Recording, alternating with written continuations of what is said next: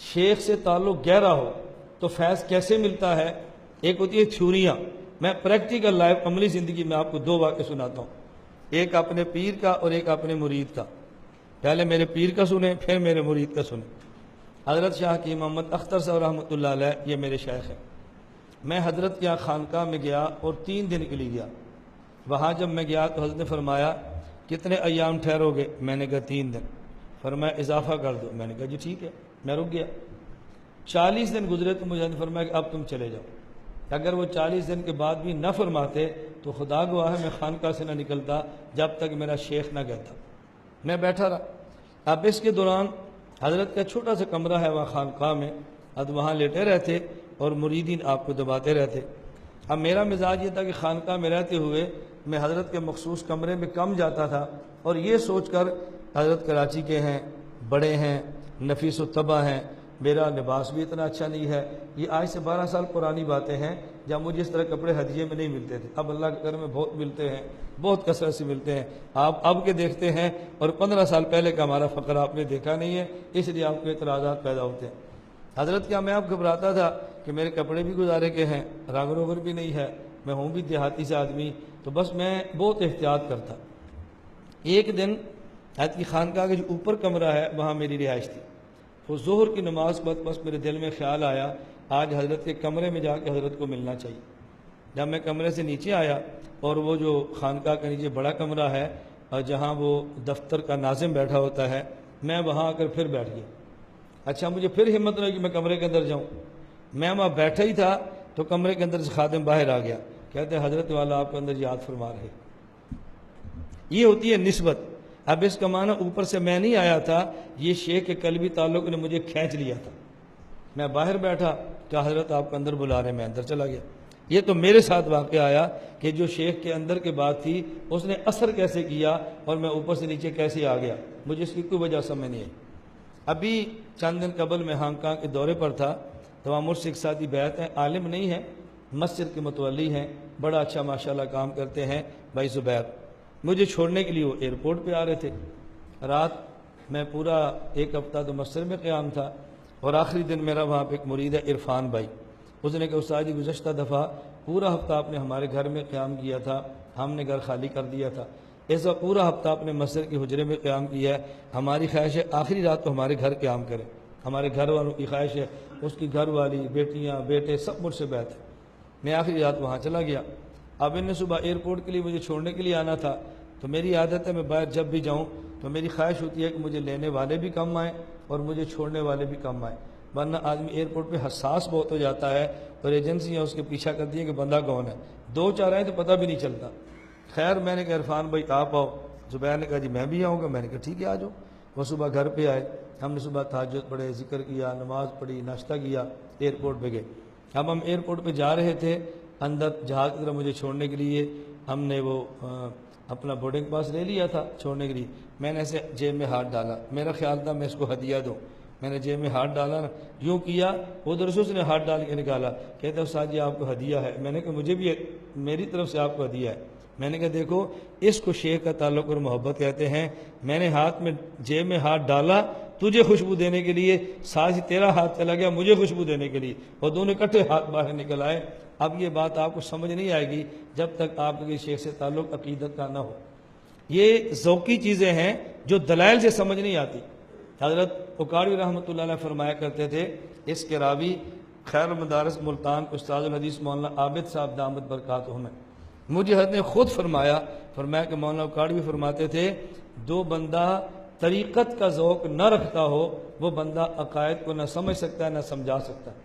فرمایا اس لیے کہ عقائد کی بہت ساری بحثیں ایسی ہیں جو دلائل سے نکل کے ذوقی بن جاتی ہیں، اور جس نے ذوق طریقت نہ چکھا ہو اس کو ذوق اعتقاد سمجھ آ ہی نہیں سکتا۔ اب اس کا تعلق عقیدت کے ساتھ جب تک نہ ہو کہ بات سمجھانی میرے بس میں نہیں ہے۔ تو میں یہ کہہ رہا تھا کہ وہ روحانی فیض حاصل کرتے ہیں۔ روحانی فیض کیسے حاصل کرتے ہیں، اس پر ایک واقعہ وہ سنیں جو حکیم الامت مجدد الملت مولانا اشرف علی تھانوی رحمۃ اللہ علیہ نے بیان فرمایا ہے۔ حضرت کے بیان خطبات میں جو واقعات ہیں وہ ایک جگہ اکٹھے ہو کے امثال عبرت نامی کتاب میں چھپ چکے ہیں، اور یہ عجیب بات ہے کہ جب میں اڈیالہ جن میں تھا اور میرے پاس جو باہر سے کتابیں آتی تھیں مطالعے کے لیے، سب سے آخری کتاب جس کا میں نے اڈیالہ جیل میں مطالعہ کیا وہ امثال عبرت ہے۔ اس کے بعد اللہ پاک نے کرم فرمایا، ابھی آج مولانا اللہ صاحب تشریف لائے تو مجھے پوچھ رہے تھے کوئی نئی تصانیف بھی آئی ہیں، میں نے کہا نئی تو درس حدیث آ گئی ہے، درس القرآن کی دوسری جلد آ رہی ہے، ایک اور کتاب پہ کام شروع ہے، اور سب سے زیادہ جس کی زندگی میں حسرت تھی اور خواہش تھی، میں نے کہا اس کی پروف ہو گئی ہے، انشاءاللہ رمضان کے بعد کتاب چھپے گی۔ اس کتاب کا نام ہے زبدۃ الشمائل، شمائل ترمذی کی شرح۔ یہ میں نے اڈیالہ جیل میں لکھی ہے، اور الف سے لے کے یا تک ایک لفظ بھی اس میں کسی اور کا شامل نہیں ہے، سارا میرے قلم کا لکھا ہوا مسودہ ہے۔ جب میں باہر آیا تو کتاب کا مسودہ کمپوزے کے لیے دیا وہ بھی گم گیا، سی ڈی تھی وہ بھی گم گئی، جو قلمی نسخہ تھا وہ بھی گم گیا۔ 10 سال تک میں پریشان رہا، میری اتنی حسرت تھی نا یہ کتاب چھپے، اور میری بعض غیر معتبر کتابوں میں اس کا اشتہار بھی آ گیا کہ زبدۃ الشمائل آ رہی ہے۔ بہت ساتھی پوچھتے زبدۃ الشمائل کب آئے گی، تو میں نے پھر کچھ ماہ قبل مفتی شبیر صاحب سے عرض کیا کہ فلاں فلاں ساتھی کو بلاؤ، اس میں ہمارے متخصص مولانا عبدالغفار ان کے ذمہ لگا، تو میں نے ان کو سمجھایا کہ شمائل ترمذی شرح کیسے لکھنی ہے، آپ تھوڑا سا اس پہ کام شروع کر دو، میں اس کو بعد میں چیک کر لوں گا۔ میں کراچی گیا تو ہمارے کراچی کے پرانے میزبان ہیں بھائی ذیشان علی، ان کے گھر میں تھا تو مجھے کہنے لگے ہمارے گھر سے کچھ کاغذات ملے ہیں، میں نے کہا لاؤ، میں نے دیکھا تو زبدۃ الشمائل کا مسودہ ہم یہاں تلاش کر رہے تھے، وہ کراچی ہمارے میزبان کے گھر پڑا۔ مجھے سمجھ آئی کہ میں کوئی 12-13 سال لے کر پہلے گیا ہوگا کمپوزنگ چھپانے کے لیے، پیسے تھے نہیں کہ چھپاتے کہاں سے، نہ کمپوزنگ کا پتہ نہ چھپانے کا پتہ، لیکن وہاں رکھ کر آ گیا۔ میں نے 1000 روپیہ نکالا، ان کو انعام دیا، اور فوراً کھڑے ہو کے دور کا صلاۃ و شکر پڑے۔ اب وہ آ جائے گی انشاءاللہ، اور ہماری خواہش ہوگی کہ آئندہ شبان سے پہلے چھپ جائے تاکہ دورہ حدیث کے طلباء تک پہنچ جائے۔ زبدۃ الشمائل شمائل ترمذی شرح اتنی آسان اور عام فہم ہے کہ آپ کو پڑھنے کے بعد اندازہ ہوگا یہ عام فہم کتنی ہے، کیونکہ ہم نے کوشش کی ہے عوام کے لیے لکھیں۔ اب طلباء کتنے عوام ہوتے ہیں یہ آپ کو بڑی اچھی طرح اندازہ ہے، کالا نام تو نہیں ہوتا لیکن عوام ضرور ہوتے ہیں۔ حضرت تھانوی رحمۃ اللہ علیہ نے اب سال عبرت میں بڑا عجیب واقعہ لکھا ہے۔ حضرت نے ایک حدیث پڑھی کہ اللہ کے نبی صلی اللہ علیہ وسلم فرمایا من عمل بما علم علمہ اللہ ما لم یعلم، جو آدمی اپنے علم کے مطابق عمل کرتا ہے اللہ اس کو وہ علوم عطا فرماتے ہیں کہ جو اس نے کسی سے پڑھے نہیں ہوتے۔ اس پر واقعہ پیش کیا کہ سید احمد شہید رحمۃ اللہ علیہ دہلی سے چلے اور حضرت پشاور پہنچے، پشاور سے چلے تو بالاکوٹ پہنچے، آپ نے سنا ہے ان کا سارا وہ جہاد کا واقعہ۔ جب حضرت پشاور پہنچے تو وہاں بڑے بڑے علماء حسد کا شکار ہو گئے کہ ہندوستان کا عالم ہے اور پشاور حکومت کرنا چاہتا ہے۔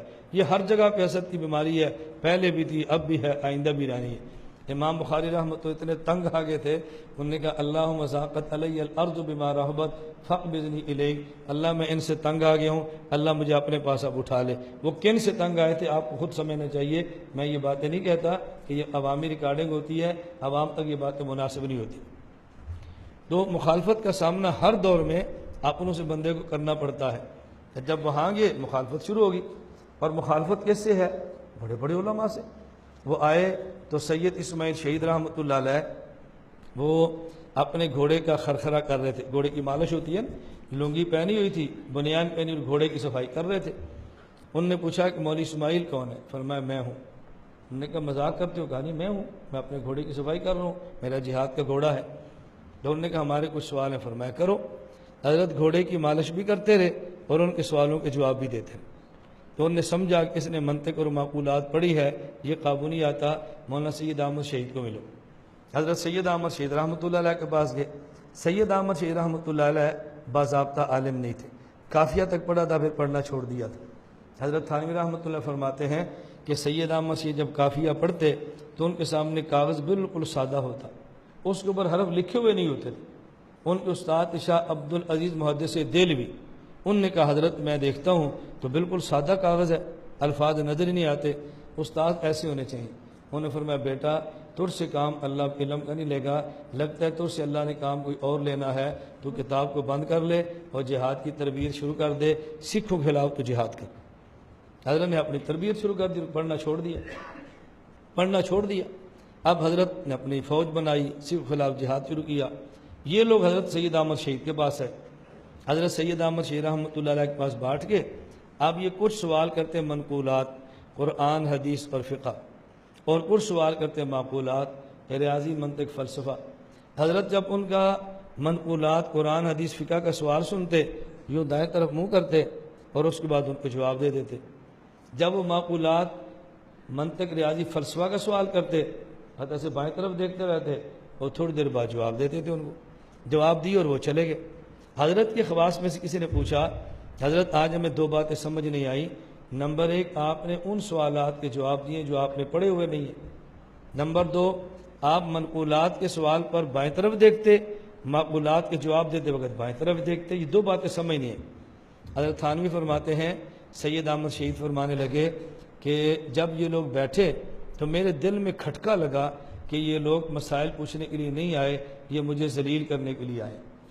یہ سوال کریں گے، میں جواب نہیں دوں گا تو لوگوں کے درمیان میری ذلت ہوگی، رسوائی ہوگی، اعتماد اٹھ جائے گا۔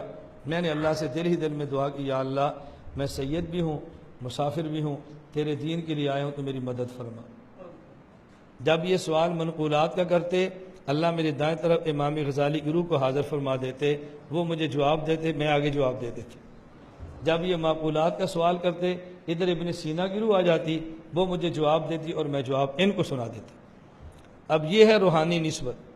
اب یہ روحانی نسبت دلیل سے تو سمجھ آنی نہیں ہے، اور ذوق کے لیے ہم تیار نہیں ہیں۔ اب سمجھ کیسے آئے؟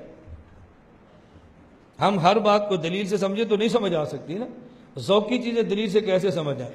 ہمارے ہاں باذوق کا معنی یہ ہے، لڑکیاں تاڑے، یہ باذوق ہے، چھوٹے بریش لڑکوں کو چیک کرے، یہ باذوق ہے، شراب پیے، باذوق ہے، ننگی فلمیں دیکھے، بڑا باذوق ہے، گندے لطیفے سنے، بڑا بشوق ہے۔ ہمارے ہاں جب بے ذوقی اتنی غالب ہے کہ ذوق کا معنی بدل گیا ہے، اب ان کو کیا سمجھائیں کہ باذوق کسے کہتے ہیں؟